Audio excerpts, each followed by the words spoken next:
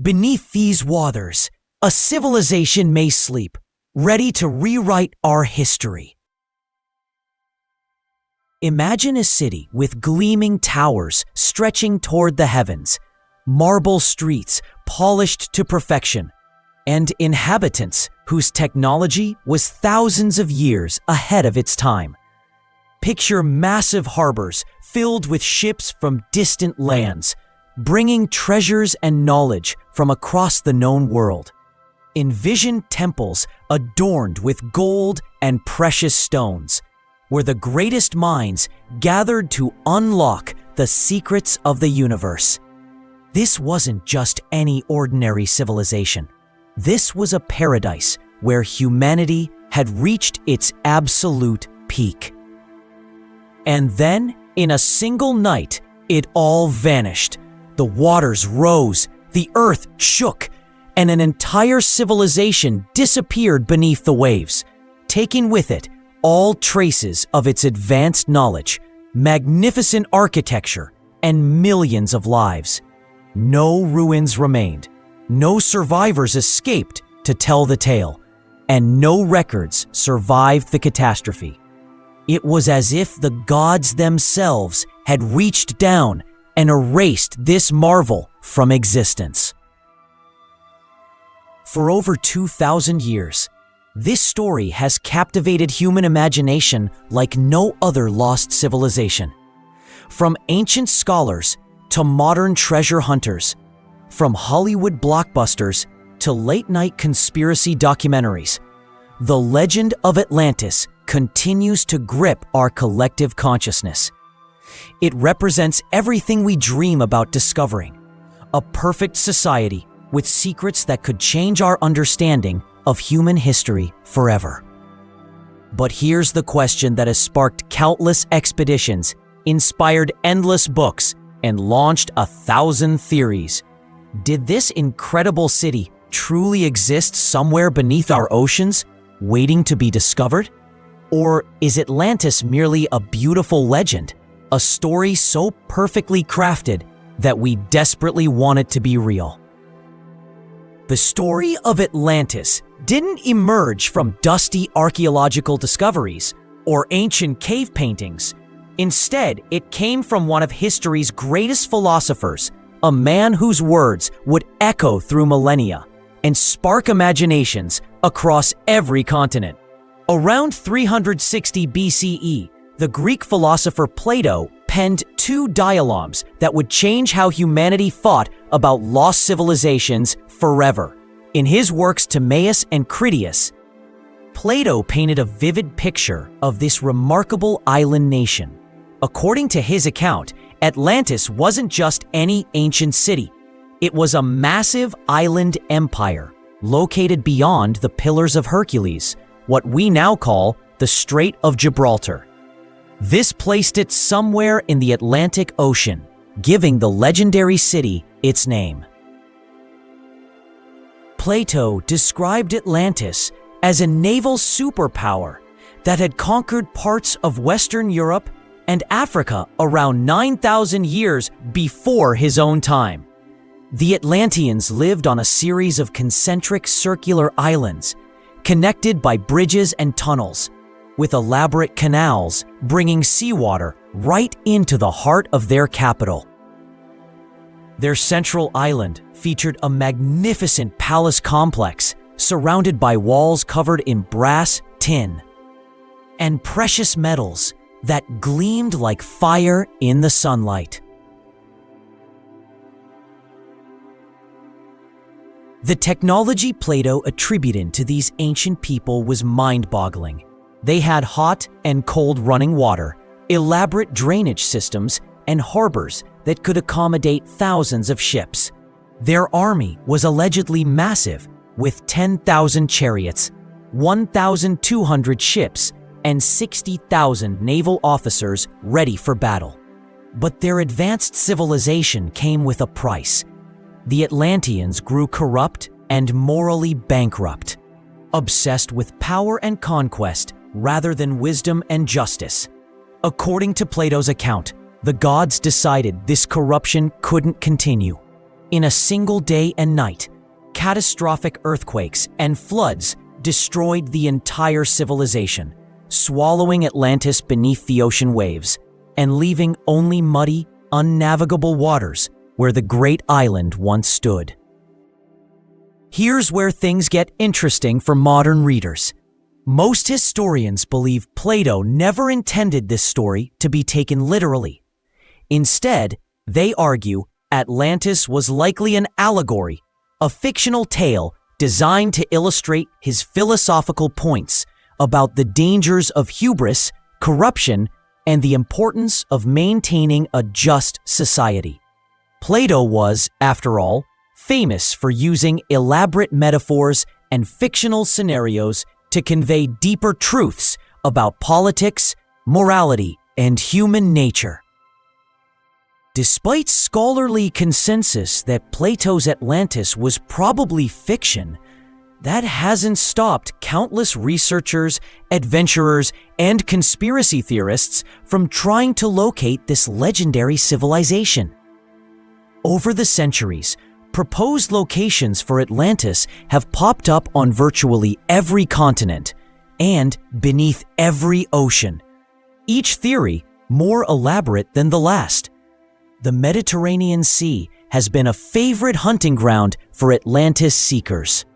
Some researchers point to the island of Santorini, suggesting that the catastrophic volcanic eruption around 1600 BCE could have inspired Plato's tale. Others look toward the submerged areas around Malta or Cyprus, arguing that rising sea levels after the last ice age might have hidden Atlantean ruins beneath the waves. The appeal of Mediterranean locations is obvious. This region was well known to ancient Greeks and already had a history of advanced civilizations that mysteriously vanished. Then there are those who take Plato literally and search the Atlantic Ocean itself. The Azores, a chain of volcanic islands roughly 900 miles west of Portugal, have attracted particular attention from Atlantis hunters.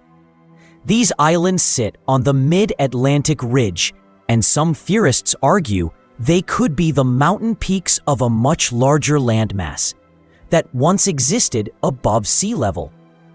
Underwater formations near the Azores, including what some claim are artificial walls and roads, have fueled speculation for decades.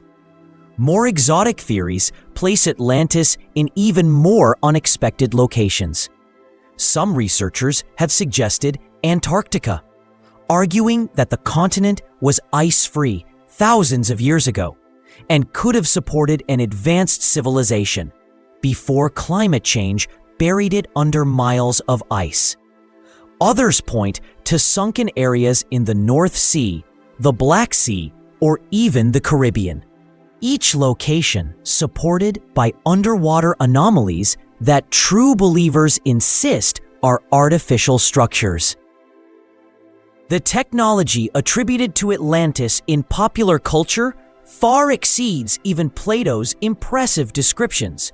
Modern theories often describe the Atlanteans as masters of crystal energy, capable of harnessing some unknown power source that gave them capabilities rivaling or exceeding our own.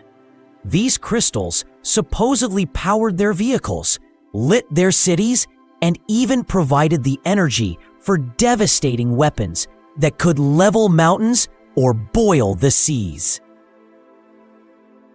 Some of the wilder theories connect Atlantis directly to extraterrestrial visitors. According to these accounts, the advanced technology of Atlantis wasn't developed by humans at all, but was given to them by ancient astronauts who visited Earth thousands of years ago. The sudden disappearance of Atlantis in this version resulted either from a catastrophic accident with alien technology or from the deliberate intervention of extraterrestrial beings who decided humanity wasn't ready for such advanced capabilities. These alien connection theories often link Atlantis to other mysterious phenomena, particularly the Bermuda Triangle. Some theorists propose that Atlantean technology still functions on the ocean floor, creating electromagnetic disturbances that cause ships and planes to disappear. Others suggest that surviving Atlanteans, possibly with extraterrestrial assistance, continue to operate from hidden underwater bases, occasionally surfacing to interfere with modern transportation. The persistence of these theories reveals something fascinating about human psychology. We seem almost desperate to believe that an advanced, lost civilization once existed, that our ancestors achieved heights of knowledge and technology that we're only beginning to rediscover. Perhaps this reflects our own anxiety about the fragility of civilization. Or maybe it's simply the romantic appeal of hidden knowledge waiting to be uncovered. While the theories about Atlantis make for exciting storytelling, the scientific evidence tells a very different story. After more than a century of serious archaeological investigation, no credible evidence has ever been found for a civilization matching Plato's description of Atlantis. This absence of evidence is particularly significant given the scale of the civilization Plato described. A massive island empire with millions of inhabitants couldn't simply vanish without leaving extensive archaeological traces. The underwater formations that Atlantis enthusiasts often point to as evidence have been thoroughly investigated by marine archaeologists and geologists. Invariably, these formations turn out to have natural explanations. The Rhodes near the Bahamas, for example, are limestone formations created by natural geological processes. The stepped structures near Yonaguni in Japan, while visually striking, show clear signs of being carved by water erosion and tectonic activity rather than human tools. However, science does offer some fascinating explanations for how the Atlantis legend might have originated. The most compelling theory centers on the catastrophic eruption of the Thera volcano on the island of Santorini around 1600 BCE. This eruption was one of the largest volcanic events in recorded human history, creating a massive tsunami that devastated coastal civilizations throughout the eastern Mediterranean. The eruption essentially destroyed the Minoan civilization on Crete, which was indeed an advanced maritime culture with impressive palaces, sophisticated art, and extensive trade networks. The Minoans had running water, elaborate drainage systems, and multi-story buildings, many of the technological marvels that Plato attributed to Atlantis. The sudden destruction of this civilization, combined with the dramatic geological changes caused by the eruption, could easily have inspired later storytellers to create tales of a great island civilization swallowed by the sea. Archaeological evidence shows that the Minoan civilization was remarkably advanced for its time. The palace at Knossos featured indoor plumbing, elaborate frescoes depicting dolphins and other marine life, and evidence of a complex bureaucratic system using an undeciphered script called Linear A. The sudden collapse of this civilization around the time of the Thera eruption would have been traumatic for the entire Mediterranean world. Stories of this catastrophe could have been passed down through oral tradition for centuries, growing more elaborate with each retelling. By the time these tales reached Plato's sources, he claimed to have heard the story through a chain of transmission going back to ancient Egyptian priests. They might have evolved into the fantastic account of Atlantis we know today. There are indeed real examples of underwater cities that capture some of the romance associated with Atlantis, but these have mundane explanations.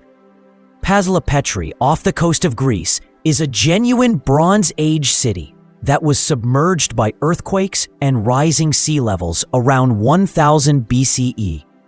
The city features stone buildings, courtyards, and graves, providing a real example of how rising waters can swallow coastal settlements. Similarly, the ancient Egyptian city of Heracleion was rediscovered in 2000 beneath the waters of the Mediterranean. This city, lost for over 1,000 years, contained massive statues, temple ruins, and ships laden with cargo, showing how even major urban centers can disappear beneath the waves due to earthquakes and subsidence. Marine archaeologists and historians consistently emphasize that while lost cities definitely exist underwater around the world, none approach the scale or technological advancement that Plato attributed to Atlantis. The logistics of such a massive civilization existing without leaving any archaeological trace are simply impossible, given what we know about ancient cultures and geological processes. So where does this leave us with Atlantis? The scientific evidence is clear. No lost civilization matching Plato's description has ever existed, and the technologies attributed to Atlantis in popular culture are pure fantasy. The underwater formations that excite conspiracy theorists have natural explanations, and the absence of any credible archaeological evidence after decades of searching speaks volumes. Yet somehow, this reality doesn't diminish the power of the Atlantis legend one bit. If anything, knowing that Atlantis was likely Plato's philosophical creation makes the story even more remarkable. Think about it. A single fictional tale, created 2,400 years ago to illustrate points about politics and morality, has inspired countless expeditions, influenced literature and film for millennia, and continues to capture imaginations around the world.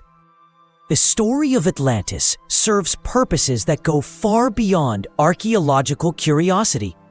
In an age where we're increasingly aware of climate change, environmental destruction, and the fragility of our technological civilization, the image of an advanced society disappearing overnight feels more relevant than ever. The legend continues to evolve with each generation, reflecting contemporary hopes and anxieties. Perhaps most importantly, Atlantis represents the human capacity to dream beyond the limitations of our current reality. The search for Atlantis has also contributed genuine scientific knowledge, even if it hasn't found its intended target. Expeditions looking for the lost city have discovered real underwater archaeological sites, expanded our understanding of ancient civilizations, and pushed the boundaries of marine exploration technology. In seeking a beautiful lie, we've uncovered many important truths. But some claim the legacy of Atlantis still lingers in a mysterious patch of ocean where ships and planes vanish without explanation, where compasses spin wildly and radio signals disappear into static. This is a place we now call the Bermuda Triangle, and the theories connecting it to Atlantean technology are just as captivating as the original legend itself.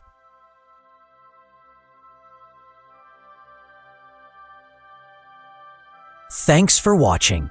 If you want more fact checks like this, don't forget to like and subscribe.